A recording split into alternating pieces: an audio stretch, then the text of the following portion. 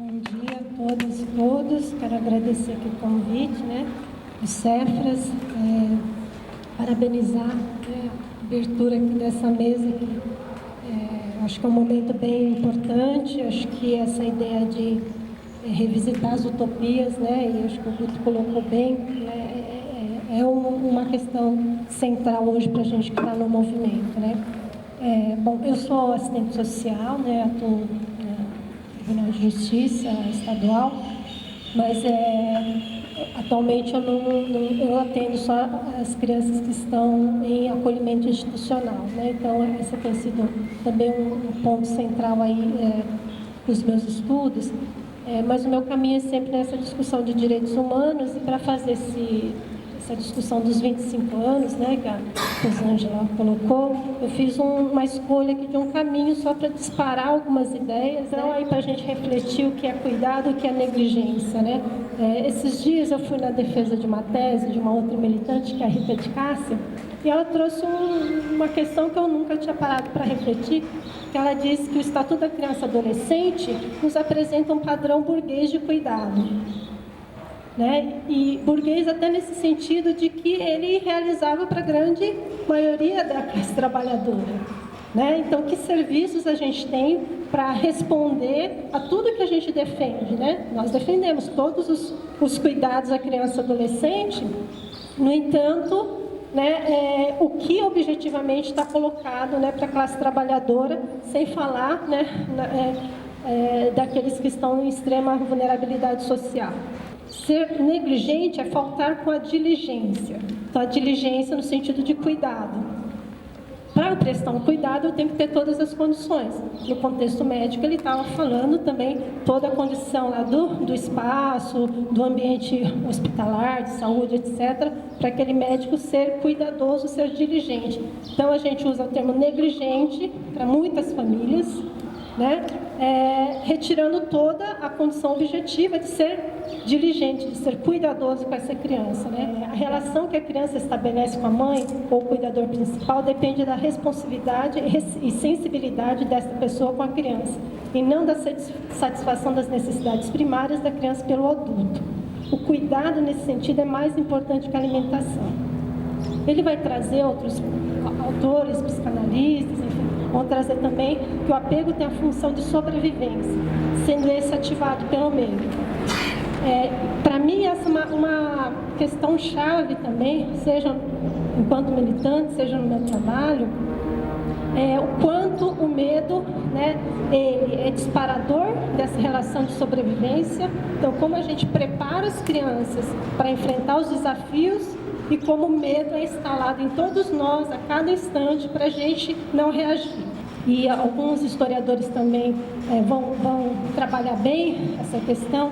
Um dos que eu gosto bastante é o Eric Hobsbawm, que ele vai trabalhar a ideia das revoluções, e pensando principalmente as mudanças culturais, ele vai demonstrar que há uma truculência muito grande nos eventos históricos onde há uma grande participação da juventude. Há um recado passado para a juventude, para elas serem apassivadas. E é o que a gente está vivendo no contexto mundial, no Brasil, enfim. A ideia do encarceramento também carrega isso, não vou entrar. Então, desde pequenos, nós somos educados, entre aspas, para temermos.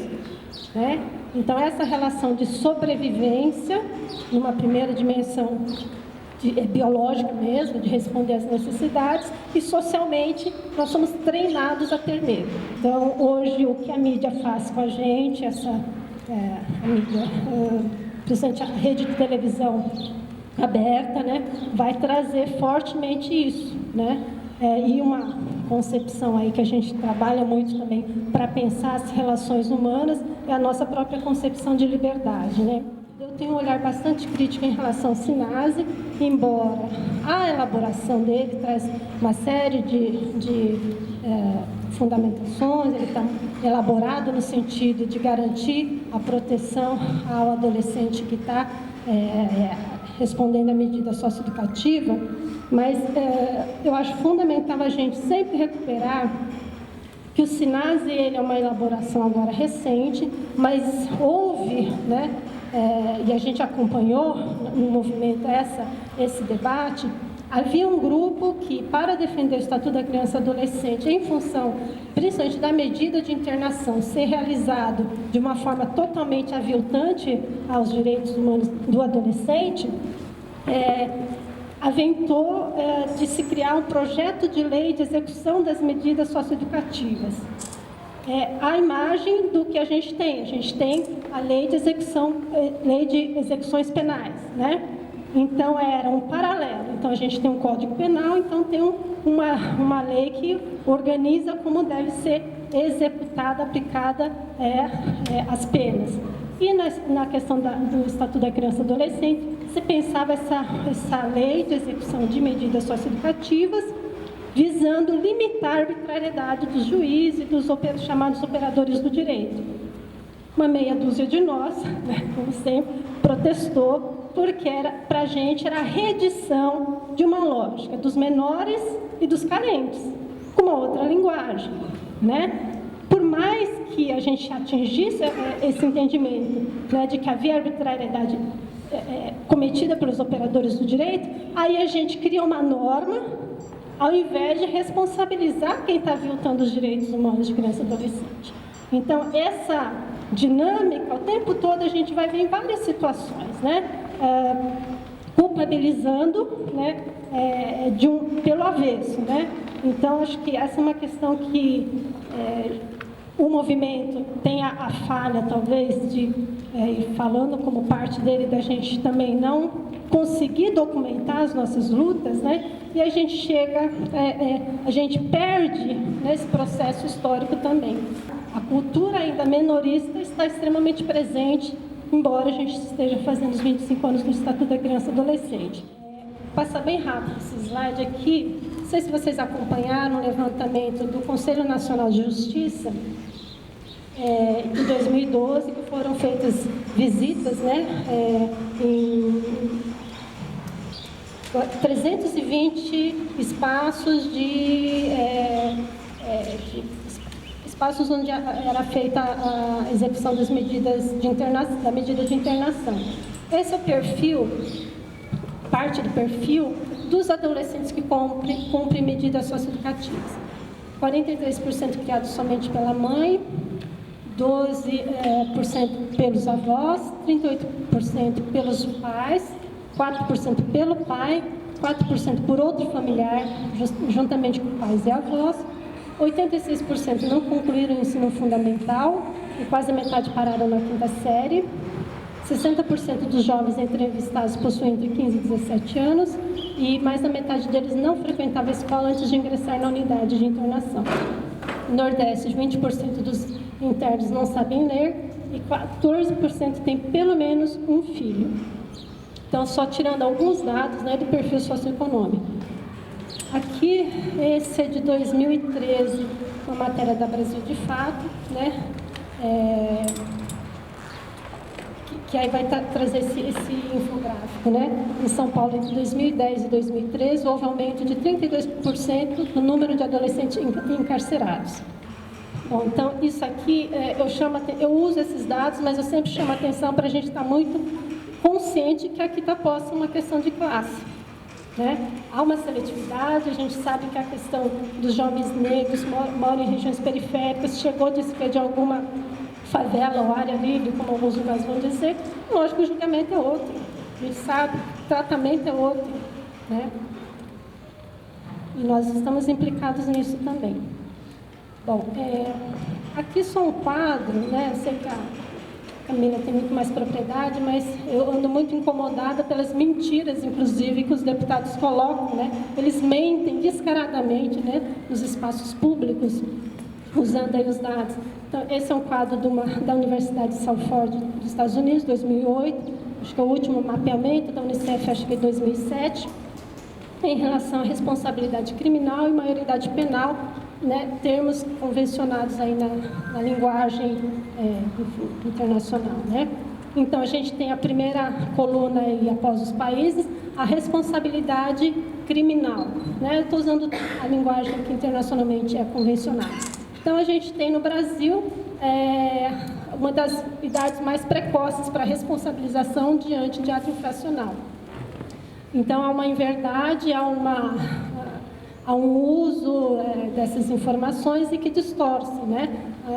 E a gente vai ver, então, na terceira coluna aí, as faixas aí, as idades, né, da maioridade penal, né?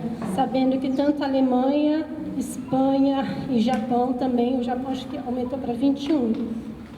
Também tem sistemas especiais, né, em relação à faixa, geralmente 18 a 21, né, como está aí na Alemanha, 18 a 21, tem isso.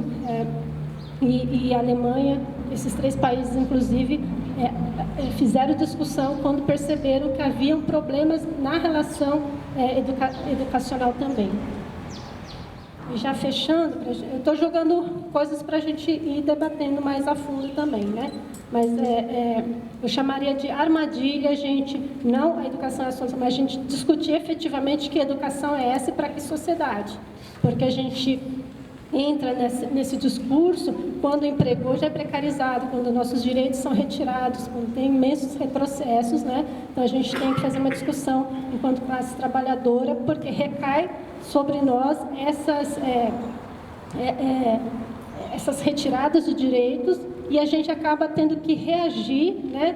E reage, talvez, assim, com a necessidade da gente organizar e também aprofundar, afinal, o que a gente está defendendo, né? Para nós, para as crianças, etc. Né? Então, é educação com qualidade, que tipo de educação?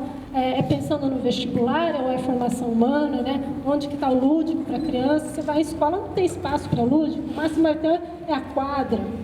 Né? As bibliotecas estão lá, mas como que é utilizado todo esse recurso também do ambiente da escola? Para fechar, essa é uma frase do Edson Seda que, para mim, ela dá um norte sempre muito seguro para a nossa discussão, para a nossa organização. Ele fala: o ECA resultou do entrelaçamento de 3 vertentes que raramente se entrecruzaram com tanta felicidade na vida brasileira: o movimento social, o mundo jurídico e as políticas públicas. Né? Então, para fechar esse panorama aí, para a gente refletir os desafios e as conquistas, acho que isso ajuda muito, né? Então, o movimento social precisa se reorganizar, se reconstruir, se pensar nessa conjuntura, que acho que o Couto trouxe muito bem. O mundo jurídico, ele sempre tenta caminhar sozinho, há uma hierarquia dos saberes e quer impor a nós, né, como deve funcionar essa lógica do legislativo, né, o que a gente está vivenciando aí de vários projetos de lei absurdamente aviltantes os direitos humanos, passa também por aí. E mesmo se a gente pensar na relação aqui em São Paulo, né, Tribunal de Justiça do Estado de São Paulo, ele é um poder totalmente hermético, né? Não há nenhuma discussão em relação à atuação nossa lá. Eu estou falando como trabalhadora desse lugar, né? Então, o mundo jurídico não é só o mundo do legislativo, mas como se operacionaliza o sistema de justiça, né? E nem estou entrando na discussão do encarceramento, né?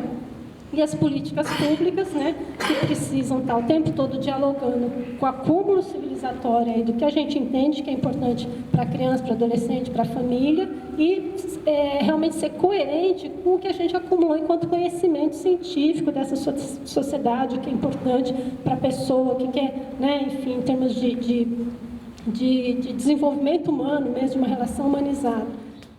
A gente percebe que a gente tem muitas perdas quando esse tripé caminha de forma fragmentada, né? Então, acho que o tempo todo pensar o estatuto é a gente provocar que a gente esteja realmente articulado, né? Não dá para fazer um balanço, mas acho que são pistas, né, para a gente pensar junto, que essa que foi a proposta do Cefras, né? O que a gente pensa junto diante dessa conjuntura, né? Então, enfim, acho que é o que dá para trazer para agora, para a gente poder aprofundar a nossa reflexão coletiva. Obrigada pela atenção.